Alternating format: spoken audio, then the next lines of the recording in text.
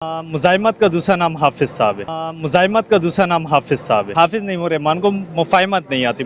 जी हमारे साथ माशाल्लाह नौजवान भी मौजूद हैं।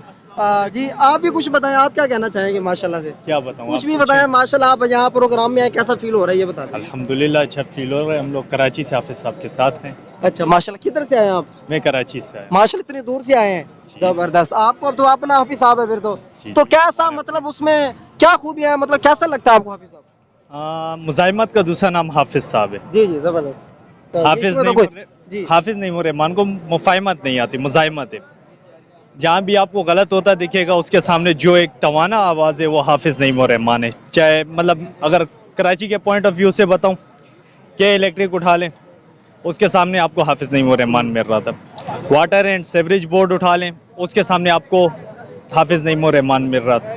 बल्दियाती एक्ट उठा लें जो कि तरमीम की गई थी सिंध आज गवर्नमेंट ने, आज आज जी जी उसके सामने अगर कोई मुज़ाहिमत का नाम था तो वो हाफिज नईम रहमान थे। 29 दिन सिंध असम्बली के सामने धरना दे के बैठ गए थे, वो हाफिज नईम रहमान थे। मलिक रियाज है, बिजनेस टाइकून है, बेरिया टाउन के CEO हैं।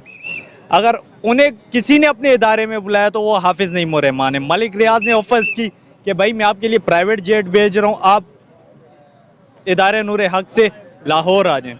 वो हाफिज नईम रहमान थे कि जिनके 3 दिन कॉल पर कि भाई आप 3 दिन के अंदर अगर इदारे नूर हक नहीं आए तो भाई आपके ऑफिस के बाहर धरना दे के बैठ जाएंगे।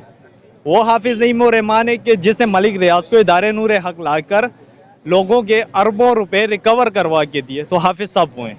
जी जबरदस्त, आपने बहुत अच्छी खूबियां बताई। एक मैं भी बता देता हूँ, वो असूल पसंद इंसान भी है। जी, जी। उन्होंने अपनी सीट वापस कर दी, जी, मेरे ख्याल में इससे बड़ी मिसाल नहीं हो सकती। जी। उनके देखें, जी आप तो अभी एक सीट का सुन रहे हैं ना, 2018 के जी इलेक्शंस उठा लें, उससे पहले बल्दियात उठा लें, हाफिज साहब की सीट छीन गई, सही है, बल्दियात में लास्ट टाइम, तब भी वो खामोश थे। लेकिन मुज़ाहिमत जारी है पिछले 7-8 साल से उठा लें।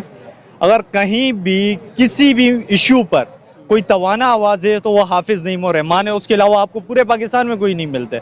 अच्छा, हाफिज साहब वो हैं कि जो लोकल इश्यूज़ को उठाते हैं।